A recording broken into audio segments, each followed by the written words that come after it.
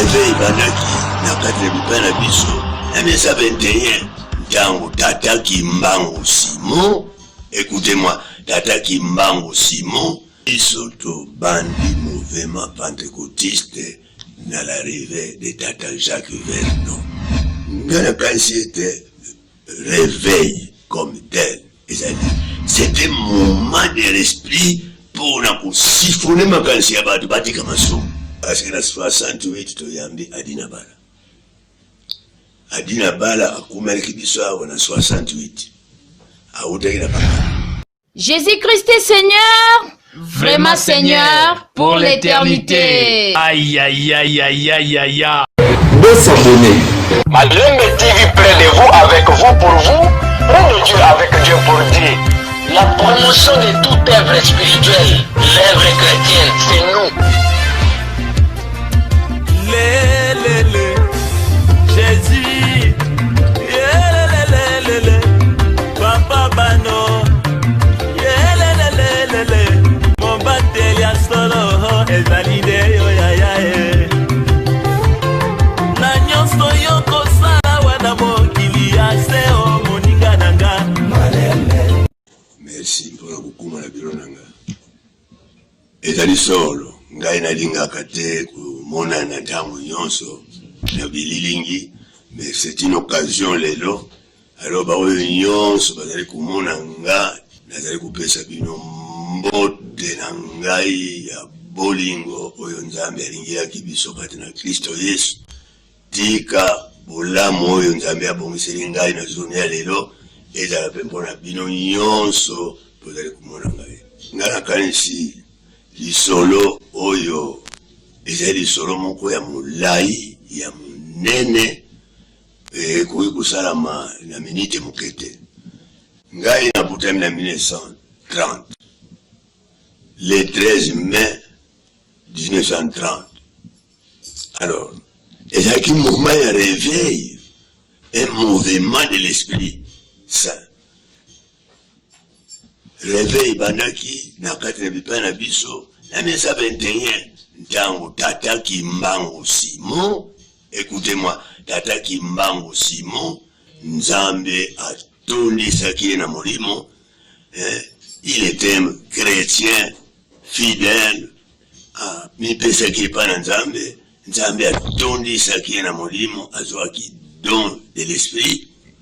Mpona kusala ba miracle kuguérir batu bazali kuzwa guérison divine, mpe azali kuprophétiser mpona kuyana Yesu, mpe makambo na mokili ya ba nation kusakula biso ete biso tozali batu salami na Nzambe. Nzambe asali biso na la liberté, tozali sous colonie sous ville coloniale, mais tokozwa la liberté. Nzambe alingi te mwana oyo asali azala toujours sous domination ya moninga.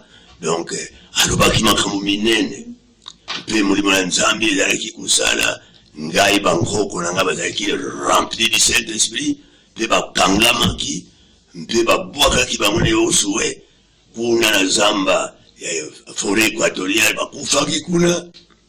Alors na 1930 ngai nabutami, na 1936 ntango BBC réveil wana alingi kuyoka batu babondela te, mais to bazali kobondela na mfuku. Mais na 1936 nguye yaki lisusu réveil munene kuna ya biso na Bakongo. Alors que na 1936 ngai nkoko na ngai ya boti mama koko lokeni nde azali kubondela mponanga atinga na makulu abinkelani okozala mosali na Nzambe atondaki na molimo azali kubondela minoko ya sika.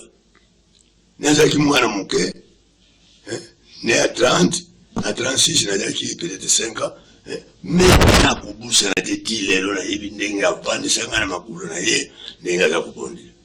Mais banda ntango wana mpe Belisa asalaki tu mpona kubengana batu bazali kobondela mpe mingi bakufaki.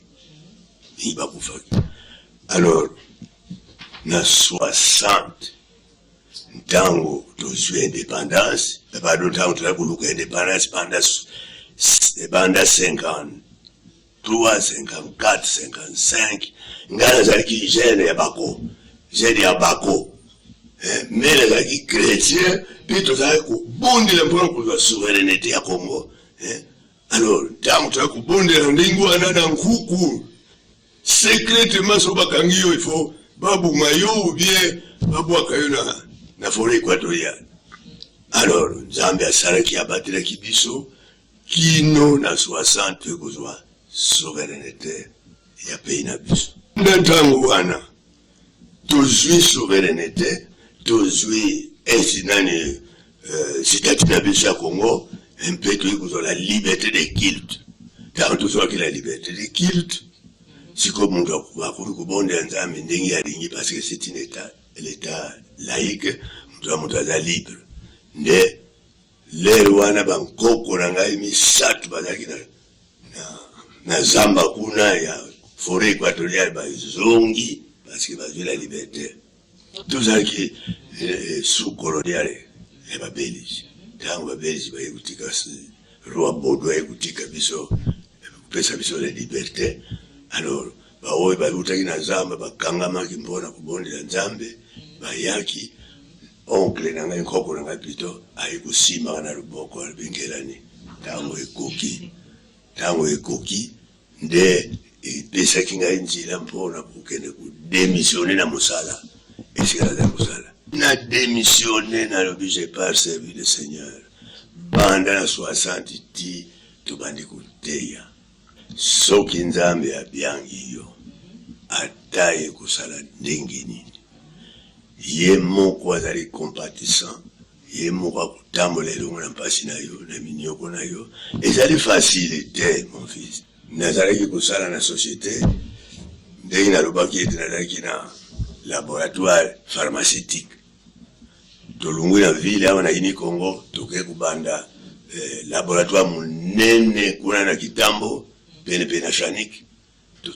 batungaki laboratoire monene kuna nde nazalaki responsable ya département ya kubattre ba matière première ya kusala pesage ya ba matière première pour na kufabriquer ba médicaments donc nazalaki kuna nazalaki responsable nazalaki na mbongo mais nzambe alobi kelani tika nkiso oyo ngala yokaki na kati na labo na ngai ezalaki fermé parce que soda kosala ba pesage ya ba médicaments il faut la calme parce qu'il y a des poisons donc il faut ozala penza poser mpona kosala pesage ya ba médicaments saki sorte ba nkisi oyo za kosala kupesa na fabrication. Alors kuna ndi alobi tika nkisi oyo ebikisaka muntu mobimba te soki botraite microbe ya muntu ake kusala pite. Alors ntango microbe wana ekulungwa conscience na ye ebiki te akuzunga suna pite tika nkisi oyo nazalaki na bibi na ngai akote kuna na kati alobi tala nkisi na pesi yo. Donc pendant le même jour j'ai démissionné. Patron nangazaki André Taconis, un Italien. Na pesi témoignage nani démission nanga. Abi non, na boutique yote. Peut-être on a besoin bon. Abi patron, même vous me donnez 1 million par jour. Na pour ça les sous-soutés. Oh yo lobi nanga lobi je te prends en charge. Na pour ça les sous-soutés. Bunda qui n'a non, peut-être, comment on a pas pour un déplacement, parce que vous avez la njiri, vous avez un kitambo, na pesa yo, Vespa, na même vous pesa un avion. Na vous savez les sous-souterrains. Yoka. N'gana kansi était réveil comme tel. C'était un moment de l'esprit pour siphonner ma kansi à bâti comme un somme. Réveil, c'est-à-dire qu'on nous na misala mabe, qu'on kota na la vie yasika. Alors, tant que tu vas écouter, tout ça qui est pensa libre pourquoi? Parce que, bah, oui, bah, je vois baptême du Saint-Esprit, bah, je vois qui, formation T. Au babenga bangunza. Pas de formation T. Ils étaient baptisés du Saint-Esprit, mais le diable a monaka a tambulisaka muntu oyo oyo ayebi mpeza et communauté. Donc sans formation et koti biloko ya mpamba ya kusalaka binsala nsala. Mais réveil comme tel oyo elalelo oyo tozali tokokolobete mouvement pentecôtiste oyo ntango biso tozwi yango mouvement pentecôtiste nakokoloba mpenza na mokuse na kotanga nyonso te biso tobandi mouvement pentecôtiste na l'arrivée de Tata Jacques Vernon. Tata Jacques Vernon na 62, écoutez-moi, na 62 ayaki visite awa na Kinshasa. Tango akumi na Kinshasa yazali kuva na Brazzaville nde aye na groupe na biso tuya kubondela kwa na njili. Tuzaki un groupe tobimi na presbyterienne, tuzaki histoire eza molai, mais tobimaki mpe toza kubondela Nzambe adirige biso na voie normale. Alors kuna nde toyambaki visite ya Tata Jacques Vernon. Tata Jacques Vernon akotaki na ndako ya Nzambe esika toza kubondela. Alors toyambi ye tango toyambaki ye atémoigner Christ. Tango atémoignaki Christ biso tozali koteya, mais ndenge ya kotémoigner Christ ezalaki différent. Pourquoi? Il était rempli du Saint-Esprit. Biso toujours qui baptême du Saint-Esprit. Alors tomoni vraiment présence de l'Esprit abali kotémoigner alobi oyo nga nazali kotatula azali na ngai awa, Yesu azali na ngai alobi na kuzala na bino elongo kino suba na ekeke yango wana oyo azala malade ayi atobondela Nzambe abikisa ye abali kobondela mpona bato malade nakati ya ndako ya Nzambe na njili. Tomoni miracle esalami oyo bamonaka te bamoni, bazali kotelema te batelemi, baloba te balobi. Alo na ntango wana ngai nde mosusu te ngai oyo nakamati nzembo toya kuyembakana ompeve wiza wiza watosadisa ompeve wiza nzembo wana ntango ekamatanaki munguya na Nzambe kiti nakati ya ndako Nzambe. Papa Vernon abondeli lerne ya kuzonga na Braza ekuki amati na Vespa bazongi biso totikali mundele uyo auti wapi balubi no mundele wana bango bazali bapentecôtiste ngai na muninga na ngai batakanza balai tuskobi mais biso bitu za bapentecôtiste atangi na Marc 16 biso bitu tanga na Marc 16. Alors le sikoyo ndango atangi asengi bato malade bayi atika na loboko bato babikisa mbya ngai pina ndimi oyo azana malade aya tubani kutia maboko. Miracle ça s'éclater d'une façon extraordinaire. Oyo balobaka baza koloba batelemaka te njili ningani banda ntango wana.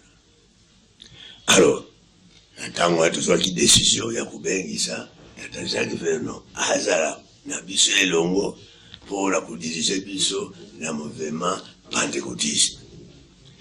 Nde tobundaki kino na 64. Na 64 Tata Vernon adesidaki mpona koya epai na biso toyambi ye. Donc ngai na Tata Vernon tozalaki lokola mokaba na pantalon tobandi kusala campagne d'évangélisation na babalabala njili mobimba esika moko te tozala kotelema na bakwe mpona koyebisa Yesu azali mobikisi na biso mpe tomonaki makambo minene ya kokama.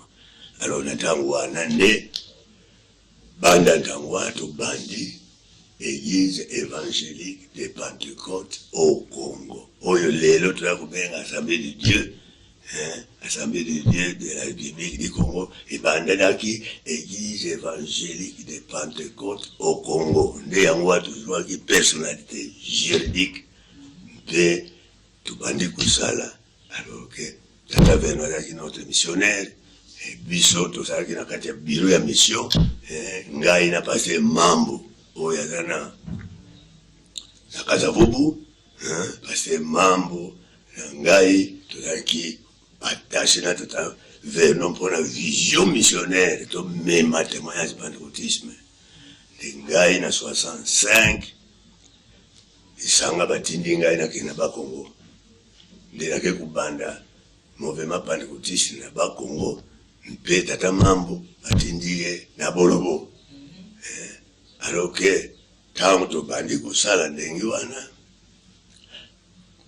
monaki ete ifo tobenga baevangeliste internationaux po baya koteya na bakampagne minene. Kampagne ya liboso ya munene ozalaki na njii na 67. Première campagne miracle na 67. Tobengisaki M. Jacques Giraud. M. Jacques Giraud, évangéliste ayaki, pe ateyaki des milliers ya batu babikaki makambo ya ndenge na ndenge salamaki. Pe tubandi ko implanter ba église un peu partout. Alors, na 69 ndetu kubenga église internationale, pardon, évangéliste international tel Osborne. Biso ndetu salaki invitation pour ye aya wana Congo pour la boya kuteya. Tango yetu sali préparatif ya campagne ya Kasavubu nde abandi kuteya sima ya mikolo na ya kuteya ngai na tikali sur place na Kasavubu pour kusala suite ya campagne pour kubenga batu baya kubungula mitema tole kite bango pour bapesa bango baptême par immersion. Alors nde na ntango wana ngai parce que na 68 toyambi Adina Bala akumeleki biso awo na 68 autaki na Kapara tango aye atinda maki mpo ete ya kubanda une église na église na plutôt na mission Elim mission tango akumia awa tokutani tolobi mais Elim mission ezali pentecôtiste. Alors biso betu ya pentecôtiste ville na biso Kinshasa ezali vierge donc pentecôtisme evandi na note tozalaka na baptiste tozala catholique donc malamu tosangana mpona koevangelize ville. Atadina Bala toyambaki ye oyo ngai yo na bandi awa ndele takuluka esika ndako na ye akuvanda toyikuzwa ndako na Kabamba Satra 2 aona Kinshasa pe toke kusumba meto na ya kulala na simba jigida nde tokusiwa ntango tobandaki kusala topesi ye mwa igizi muketo bandaki na yolo na ya nonge numero 8 kuna nde totiaki tata Adina Bala lokola pasteur pe na niveau ya communauté na biso ya église évangile de Pentecôte au Congo totiye lokola évangéliste national. Alors nde tobandi kosala elongo ngai pe lokola kaki évangéliste ye pe évangéliste donc ngai na Adina Bala comme ça tozalaki ini. Bon, lokola ye ayaki na idée ya koya kubanda lingumba ayekukuma biso des églises organisées parce que depuis 64 tobandi 65 toujours personnalité juridique donc il y a na 68 déjà église ezali fonctionner tout dans total légal tout dans bato baza kutambulisa. Alors maintenant biso ba évangéliste na baoyo bazali ba dirigeant tokukuza la vision mon côté mpe impact nani influence na biso na kati na lisanga ekokuka te parce que biso tozali kati na masse miracle eza kosalama bato baza kobika baza koyamba Yesu. Alors baoyo baza na biro baokazeli peut-être lokwa biso toza kosala mosala na Nzambe alors bato balingi biso ke peut-être tokauta place na bango ya direction okomona na direction badirija na tata dina bala boyoka neza ripendete tanto sisa campagne Telos Born nde tangu ya bandi nzambi malamu nde banda kina tangu bana ya bandi kuteya kula na babenga ka bisota kubenga fokubele siko ya kubenga Mariano donc bisota kubenga fokubele mais siko ya kubenga Mariano nde kuna papa dina bala abanda ki kuevangelise ngai na tika sur place na ponka zabo parce que l'église est à la Chili awa iloko mokote ok alors ngala tika liwana na ponka zabo to sali campagne na za kuzwa minda na sokoli wana esika pele wana esika bashaka zandu esika na za kuteila to recruter batu ndeto baptiser batu to melaki elambo ya liboso na libanda to sinano ndakote kuna na yolo na mai ya yolo lelo na ngaba ezalite donc mai ezaliki très propre to batisa ki bateme liboso wana na kumata na nani pour que ndisika motomba ezaliki na po wana nde to batisa ki batisa liboso to melela mo na stade moko za wana na sima ya église soki neyo soki nini kuna nde tumeyaki elamu tuza kuluka ishika nini tokuankadre batu mengai na dina bala tuza kukutana kubondela nzambe apesa biso babare uza kuyoka babare oyo baza kumela masanga nzambe apesa biso pototia ndakwa nzambe alors na njila wana tata dina bala zwi Kongo bare ngai na zwi Akonga bare alors ya na kwea tu hapa ngara na kwea Kigoma ndio tuzai kumunana ndio sika ndio baza kulba reveil lero ndio tokukulba ndio sika reveil parangani awe nyos baza kuteya lelo uyoka ka wo soka bima na dina barate abima pananga donc to bandi kuteya lero atata vema za missionnaire ala kuteya mingi pena Kigoma petu bandi ku implante begiz pela ukene kananga ukene bakongo ukene boye pour na évangélisation nde partir ya wana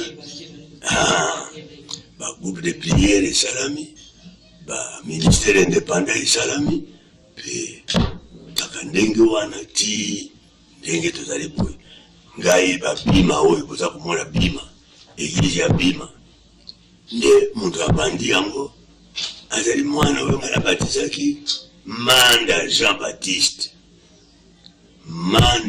Baptiste yende abandi lingomba ya bima na batizaki azalaki ancien labe azalaki na magie ayaki na yango ngai nde nalongolaki babanke ya magie ezalaki na maboko na ye mpe totumbi biloko nyonso ya magie ezalaki na ye mpe tobatize ye na Kigoma wana alors que na tango wana na 72 nde tobandi kusala monaki ete mouvement ebandi batu baza lelo wana mpe balukali bayekubungula motema azalaki ndoki donc témoignage ne sekusaki bato ebele parce que aza kotémoigner puissance ya nzambe ndenge alongolaki ndoki po abongisaka ya kubumanga ok ngai na botami na église évangélique suédoise na koli na église évangélique suédoise alors protestante ezalaki baptiste anglaise baptiste américaine baptiste luthérienne banini tous donc protestant ezali na bamission ebele bamission ebele ngatanga na kumi awa na Kinshasa na 1950 na kotaki na baptiste anglaise awa na Itaga parce que baproteste bazalaki na tango wana Itaga na kitambo ezalaki ABFM sile toza kubenga siko ezali sebeko alors que ezali ba église protestante bon différence ezali ni na ba pentecôtiste na ba ba protestant ezali ete sikoyo ezali différent mais na kala jamais un baptiste akoki kondima te baptême du Saint-Esprit. Zawiwa bandimeli baptême du Saint-Esprit te bandimeli miracle oyo molimo mosantu asalaka te. Donc nde yango différence ezalaki ete bandimi nsango malamu ya Yesu Mesiya me bandimi lolenge ya misala ya molimo te. Nde yango wana nde ezalaki différence. Les hommes ne sont pas nés de nouveau. Biso ntango tozali kubanda kuteya toya kokende na Lazare tobatize bato ya maladi ya mbala tomeli na bango elambo esika moko. Ozakoyoka est-ce que biso tozalaki contaminer? Non, mais ondimeli Yesu. Donc bamosusu bakoli te lokola yo okoli te alo bumuntu ezali nanu makasi kati na yo okubanga basike bumuntu ebangaka me muntu ala molimo akubangaka te. Biblia alobi ete Yesu akolaki awo yalataki nzoto akolaki na mayele akolaki na molai mpe akoli na boboto epai na Nzambe Tata mpe epai na bantu. Donc toute chose croissent. Soki muntu okoli na kondima te jamais okozala pe ferme te. Ndenge esalami lelo okoyoka baréveil. Est-ce qu'ils sont baptisés du Saint-Esprit? Est-ce qu'ils sont baptisés même par immersion? Est-ce que vraiment ils baza na expérience ya kuvanda na basali na Nzambe o bakoli? Po Yesu avandaki na bato Nzambe apesaki ye apesi bango nkombo badisciple. Un disciple c'est un élève azali kumekola kozala lokola Yesu na vie na ye. Yesu ayi kupesa bomoi. Yesu ayaka kuteya te, non. Ayi kupesa vie oyo normal yoko kuvanda na nzutu oyo. Na nzutu oyo vanda lokola mwana na Nzambe. Soki Nzambe alobi kusala pitete, alo ke nzutu alobi kusala pitete. Soki Nzambe alobi kuyiba te, alo nzutu alobi kuyiba te. Parce que le mal Nzambe est là nzutu na yo. Christ c'est la parole qui s'est vêtu la chair nzutu et kamati liloba. Alors yo ozali na liloba te. Ozali ilolati liloba te. Oza kusala pite na yo, oza kulamba kama sanga na yo, oza kubumaka batu na yo, oza kusala kana boye, mais na munoko oza kuloba liloba Nzambe. Non, ezali liloba Nzambe te. Parce que liloba Nzambe Yesu alobi nini? Mes paroles et l'esprit et vie. Ce qui a été bimi est là parce que c'est la parole créatrice. Il y a le monde à Ndimi Marubanangai, Tata akupesa nguya abiang manani. Abiang mwana Nzambi, donc mwana Nzambi, toibaka mwana Nzambi na jani. Oya kusala kama sumute. Oya le muumbe masumute. Nisumu ya muumbu ya masumu za mwana Nzambe te. Nazali contre na misala ya molimo te.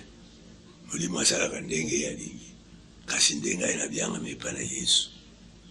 Oyo mesure ya pesinga kusala. Yangu anangana salaka. Je crois à l'imposition de main.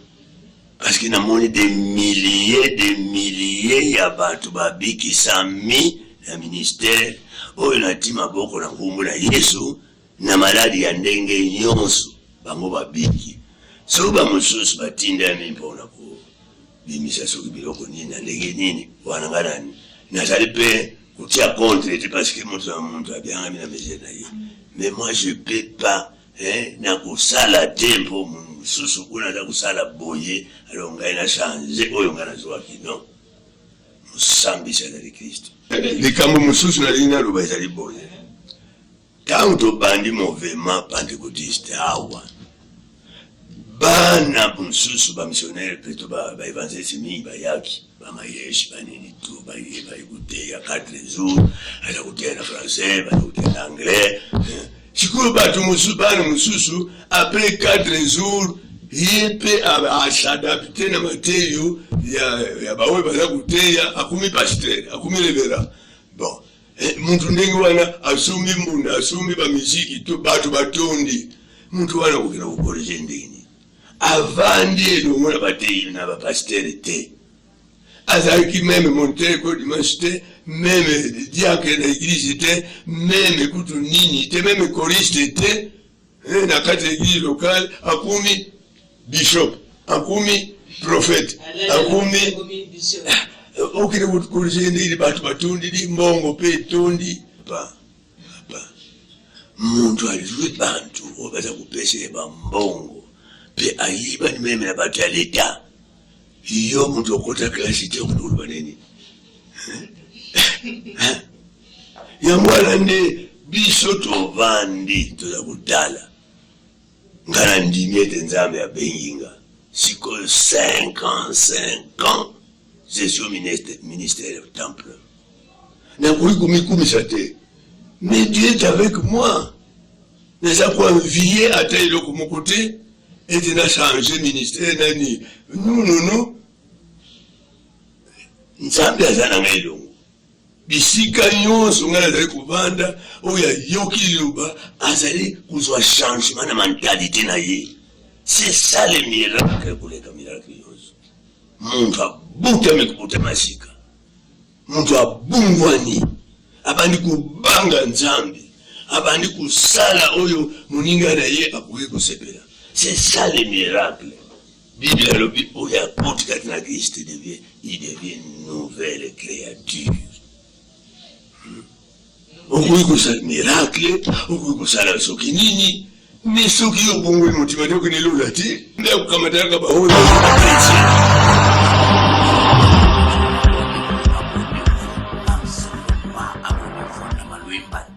Maluembe TV Iluenyi, Maluembe TV Chintok, Tatuto, Maluembe TV, berbiba hujan sebajinga kakuluanda informasi, kalingi kuluanda musika, kalingi kuluanda sport, partout il y a mon TV.